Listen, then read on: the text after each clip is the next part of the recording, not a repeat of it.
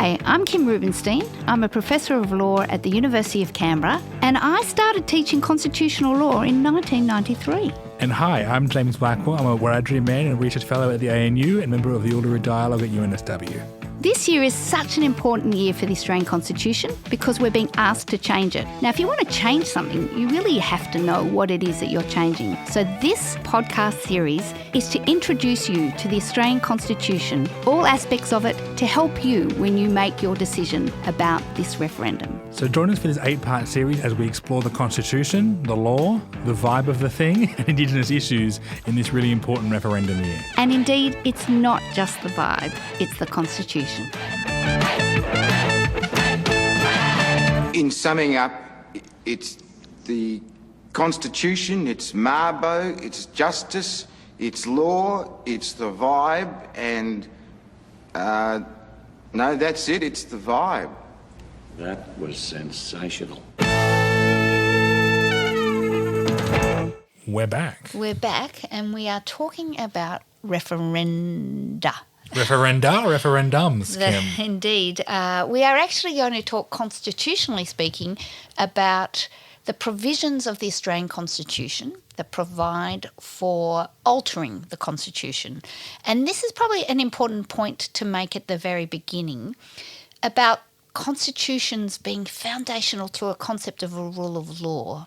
And by that I mean whoever has power, even in a democratic system, we've talked about representative democracy and how people become representatives in our constitutional framework.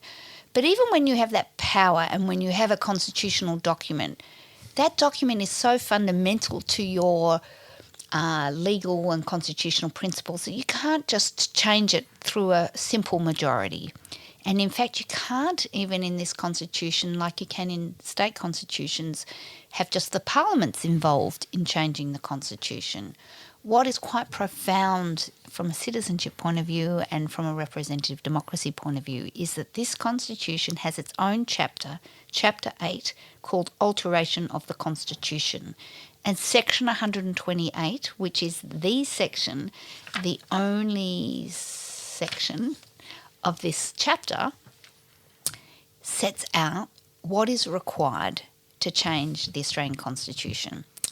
And it's really interesting, though, I think, Kim, that that's even a section at all. I think it implies to me that it's designed to be changed. It's as in there is a process for it. Mm-hmm. If it wasn't designed to be changed, if it was carved in stone like the laws of Moses, yes, the giant big tablets on the hill, then there wouldn't be a provision necessarily, a whole chapter, a provision for its alteration. So to me, I think you talk about how hard it is to change and why we've got these extra hurdles, and we can get into that a bit later. But I think for me also it's worth noting it's baked into the design. Our founding fathers, if you want to use that phrase. Well, the framers who were fathers and men only. Our designers of this document intended it to be revised, changed and altered throughout time, ongoing throughout history. Yes. And we've had it happen a couple of times, not as often as perhaps some of us would like, but it has happened. Yes. So I think to me it shows that there is an intent still nonetheless to change it. I think we hear some discussion, especially in a referendum year,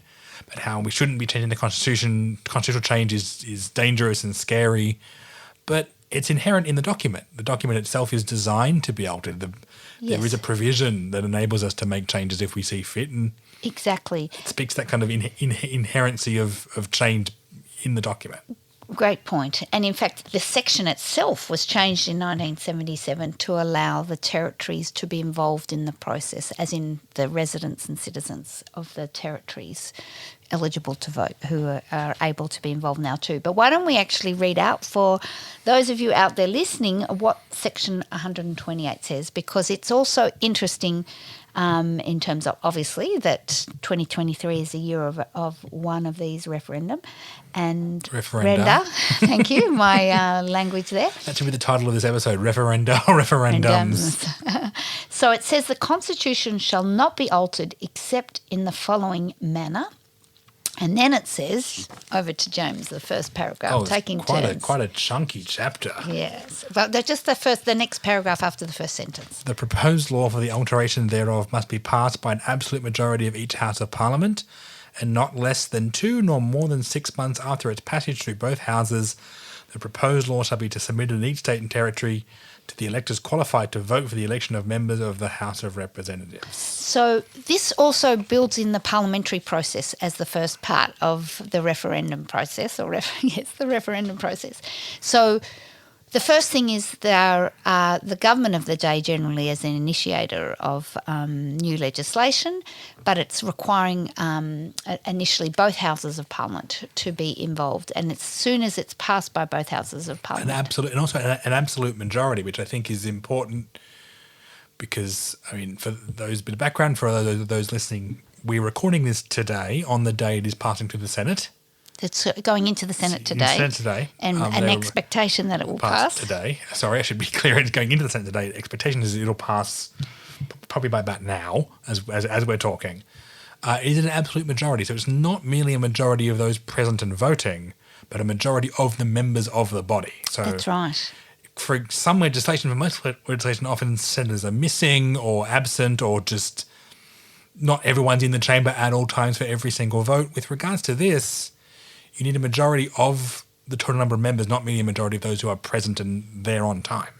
But interestingly, there's a third paragraph, There is a third paragraph. which provides for a deadlock in the event that legislation can't get through, or says if either house passes any of those proposed laws by an absolute majority, and if the other house rejects or fails to pass it, or passes it with amendments that the other house won't agree to, then there is this procedure where the Governor-General may submit the proposed law as last proposed by the first mentioned house to the people. So there is a recognition that the ideal framework is there, but if there is some disagreement between the House and the Senate, and the reality in our system of representative democracy and voting in terms of the difference between proportional representation and preferential voting without proportional representation, is that the Senate generally does not have a majority of the government of the day. So it does actually preempt that if there is this deadlock, that it can still get to the people. Has that happened, though, is the question for you as the expert? I don't. I actually... that's a really excellent question. We might have to come back to that. But what it does provide for, that there's a time frame within basically 6 months, no later than 6 months and no more than within the 2 months after it's passed, that it comes to the people. And I think this is a really profound aspect of constitutional change, and of course for all the citizens who are listening to this, because we're voting in a referendum this year. Oh dear. That You're going to keep doing that all day, aren't you now? We is that it requires our involvement. This is fundamental to active citizenship, that we engage with the Constitution to work out whether it is really doing its job for us as its citizens. And when I say doing its job, that it reflects the lives and the people of current Australia. And, of course, this year in terms of reconciliation and notions to do with the relationship between Indigenous Australians and non-Indigenous Australians, the Voice referendum is upon us to be seriously thinking about these issues. From tomorrow or the day after, we have between 2 and 6 months, which the 6 months, I think, gets us just before Christmas. So the referendum will now be this year. We are actually recording this on the 19th of June 2023. So we have until just before Christmas at a maximum end. Yes. It's unlikely the government's going to have it in Christmas because Yes. Can you imagine everyone's Christmas parties if the referendum's the same day? I can't imagine the workplaces of Australia would be particularly, or even the folks at the AEC. The week before, I think, would be the last point, but even then, people are too busy doing other things. Even the folks at the AEC might get annoyed that their holidays are upended by that proposal. And then there are other aspects of Australian culture that will impact on our democracy, such as football finals. Well, yes, no one's going to have the referendum on grand final weekend. Yes. Both because in Victoria it's a public holiday, but also because I think I can speak as a Penrith Panthers fan, which is likely we're going to be in our grand final. Oh, actually, we shouldn't say that. Yeah. Probably shouldn't say that we're likely to make the grand final. As a Penrith Panthers fan who've won the last 2 grand finals in our league, I'm more than likely going to be watching the grand final on that weekend, and I'm not sure, even as a referendum campaigner and an advocate, I'm not sure I'm necessarily going to be as tuned in as I might be if it was at the same weekend as the football. Indeed. There are some other concerns. Of course, school holidays is another concern that people Indeed. have. I think we are at an interesting time. So often the government isn't going to want to overlap these things with state elections or council elections. There aren't any on the books for the second half of this year. So we're not going to have that kind of conflict. It was potentially a possibility if the referendum was earlier in the year. It might have conflicted with the NSW the New South Wales parliamentary elections. But it's interesting, of course, Australia, federally, the federal government's the only jurisdiction left that doesn't have fixed-term elections. Indeed. That was one of the earlier referenda that was not successful. But we'll come back to some of those. I want to go on to the next paragraph, which says, and this is so interesting from an Australian history and discussion we've had earlier about women and their involvement in the drafting of the Constitution, because the next paragraph says, when a proposed law is submitted to the electors, the vote shall be taken in such manner as the Parliament prescribes, but until the qualification of electors of members of the House of Representatives becomes uniform throughout the Commonwealth, only one half the electors voting for and against the proposed law shall be counted in any state in which adult suffrage prevails. So that provision was around during that discussion about Section 41, when they were saying that you had to protect women's rights to vote in those different states. And other delegates were saying, well, that will give those states an advantage in a referendum vote because they're going to have more voters by virtue of having women voting. And so this provision was about that discussion. And there was, I've read about this, that there was even a discussion about whether when women voted at referenda for before universal suffrage was introduced, which of course it actually never happened because the universal suffrage amendment occurred in 1902 and the first election was 1906. So this provision never actually was needed, but it was, they didn't know how soon after they'd passed there would be the need for this provision. But they were discussing whether women should put in their vote on pink slips and men on blue slips. That didn't pass, and they came up with this provision that they'd just count half of the votes. I will add a fun fact about the colour of the ballot before we get to some actual other on the state. So the colour of the ballot for referendum, at least for this year, is called buff. And it's a slight yellow. So for those who may follow election ballot colouring, the lower house ballot is a green and the upper house ballot is white. For a referendum, at least for this referendum this year, the AEC has brought out buff, which is like a faded post-it note, if that can be described as a colour. Wow. That is the name of the colour of the ballot that we'll all be getting is buff. And cool, thanks to the AEC for dropping a new colour on us this year. But I think the important point is you mentioned the states and why that's important, because Yes. I think we The don't next think we've paragraph. gotten to it yet. But Do you want to do the next paragraph? And if in a majority? look, I may not read it out. I may just Sure. kind of summarise it because Sure. it's fairly It's simple. straightforward. It's not necessarily require the old-timey reading Yes. of the Constitution, which is very old-timey, is that we are required to have, for a referendum to pass, to be successful, requires a majority of all of the Australian people, Electors, so the whole of the country. Of the electors So voting. it's everyone voting. And also a majority of electors in a majority of states. So you need 4 out of the 6. Sorry, ACT and NT, you don't count in this discussion. Indeed. We do count for the national total. But yeah, so you need a majority of states. And it's a winner-take-all. It is 50 plus 1, 50% plus 1 in the states and 50% plus 1 in the national vote, which is, I think, for Australians, perhaps a little bit odd because we don't have elections like that. We don't have elections where you do have a kind of very First binary yes/no, and it's first past the post. Of course, being a yes/no question, there's no third option from which to vote for, so you kind of do have to have a yes/no option. That's the only way it can be done. But I think for Australians, it's very. I think I've found a lot of people saying, "Oh, it's kind of weird," because they kind of. I think Australians are used to preferential voting, and we talked about this in representative democracy stuff about how you can rank voters and preferential voting and proportional voting in the Senate. That's not what this. It's not how referenda work. So it's not how referenda work. It's a very binary choice, and it's a majority of 50% plus 1 of your state, and that's a yes or that's a no. It's very kind of binary choice. I think it can be a bit scary if there's not something you've done. Yes. And if you're under 40 One, you haven't voted in a referendum before. So Correct. it's new, it's scary. It is. So these are Or really... it's not new and scary. It can feel new and scary. It shouldn't be new and scary.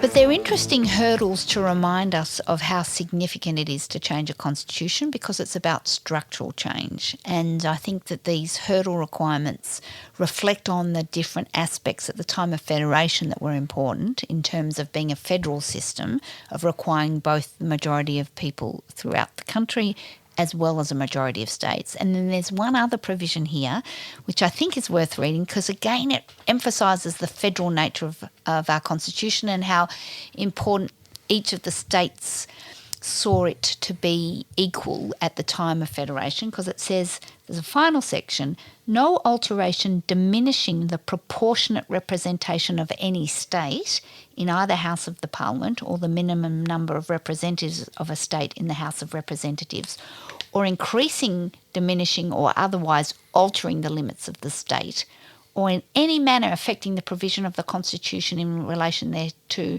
shall become law unless the majority of the electors voting in that state approve the proposed law.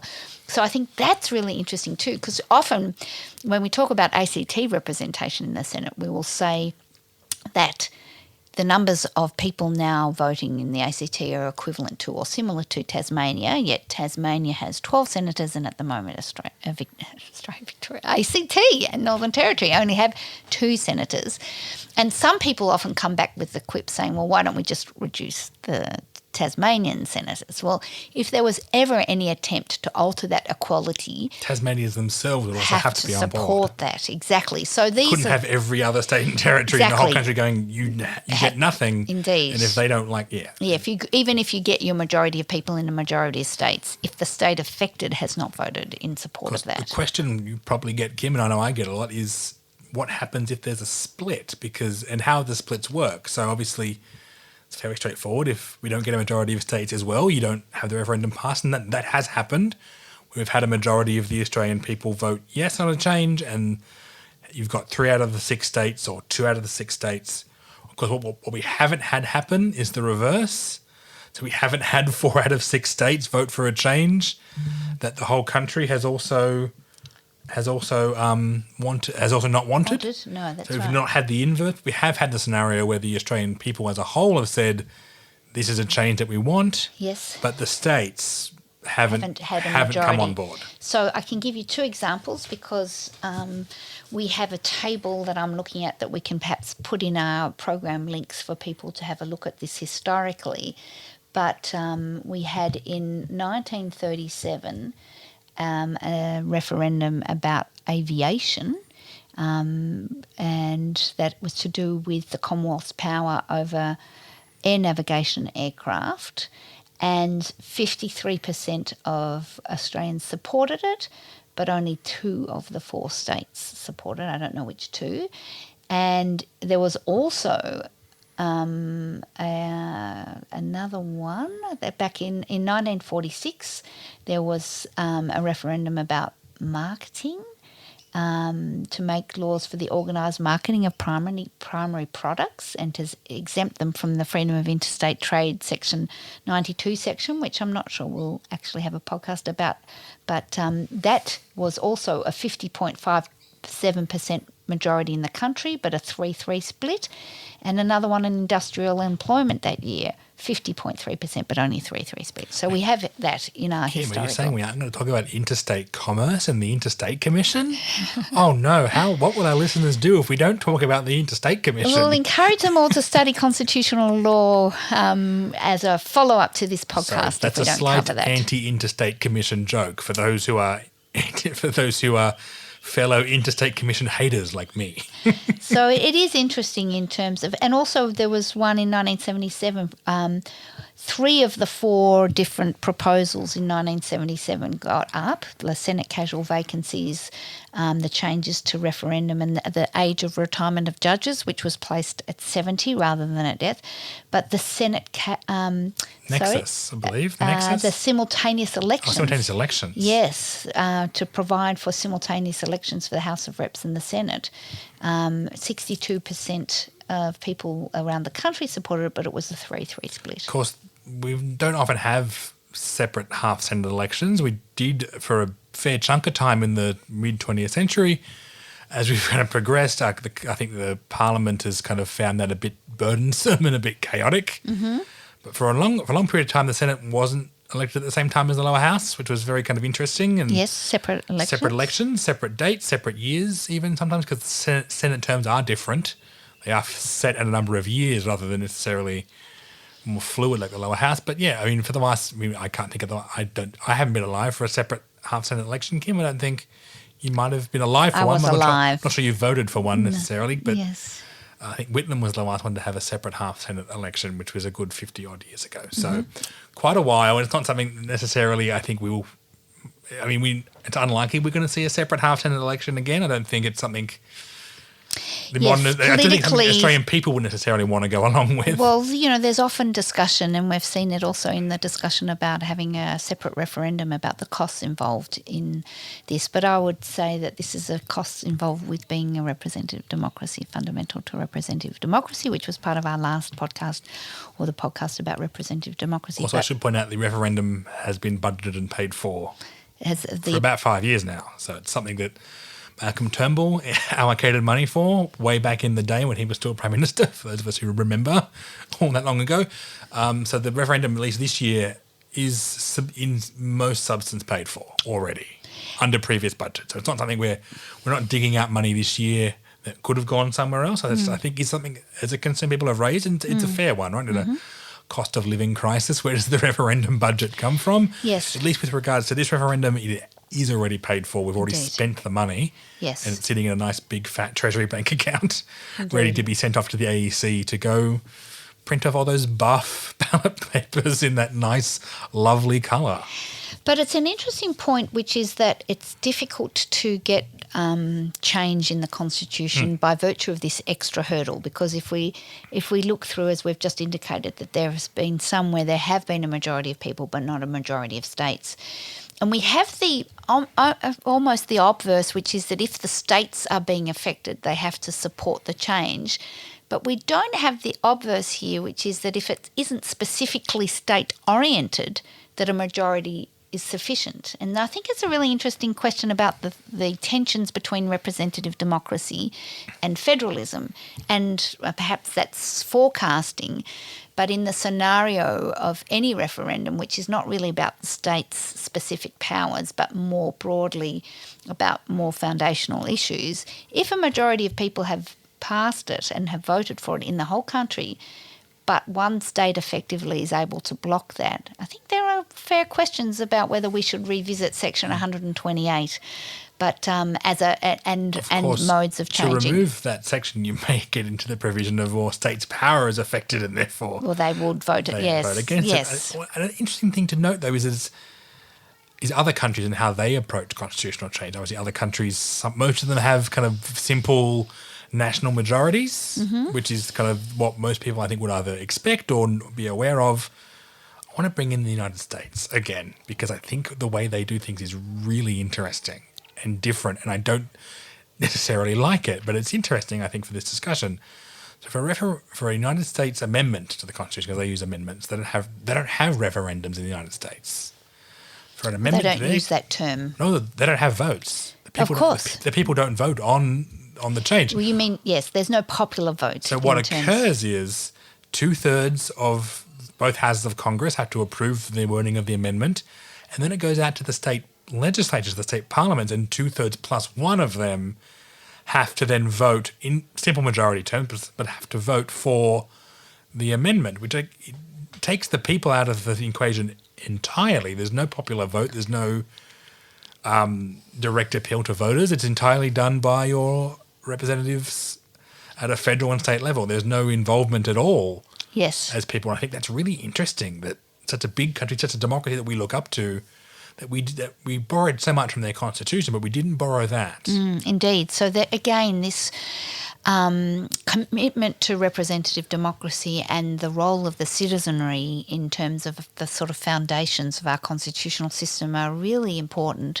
and require us, and I think part of why I'm so excited to do this podcast with you, require people to think about the Constitution in order to think about constitutional change. And so in that sense, I think we can say quite strongly that 2023 as a year in which a constitutional referendum will be held is a really important year for all of us as citizens to re-engage with the Constitution, and hopefully this podcast has been a helpful way for all of you to do that. Yeah, because I think, and just to kind of wrap up a bit, I know we're kind of a bit quick on time this time around, but I think it's important because both, as I mentioned at the top of the episode, it's baked into the idea of the Constitution that it can be changed. This idea that it should be changed, it can be changed, is within the document itself. It was envisioned by its designers. Framers. And they also envisioned people's involvement in that process. They didn't take from America this idea that the politicians decide how the Constitution looks and the people don't have any say at all.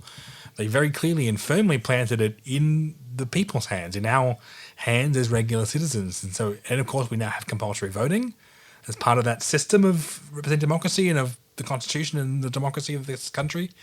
So it really is in everyone's hands, every Australian citizen over the age of 18. It's in all of our hands we have to vote in this referendum.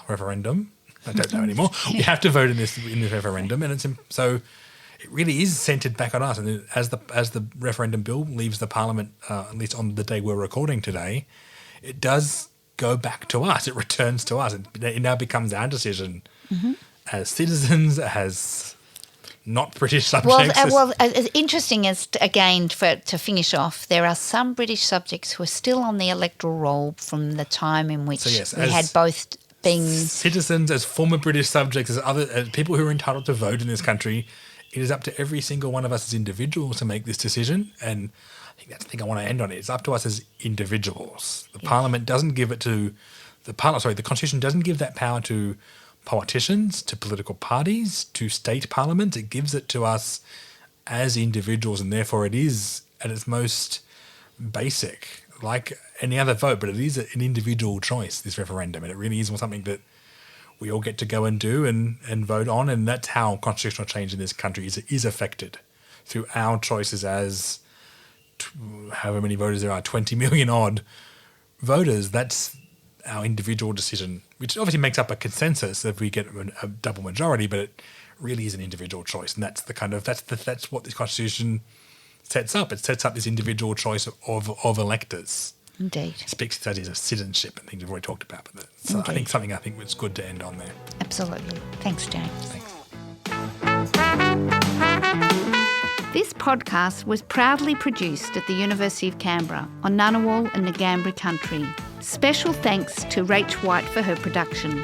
If you would like to find out more about the topics discussed in this episode, the Australian Constitution and the referendum on the voice to Parliament, please refer to the show notes for some useful links.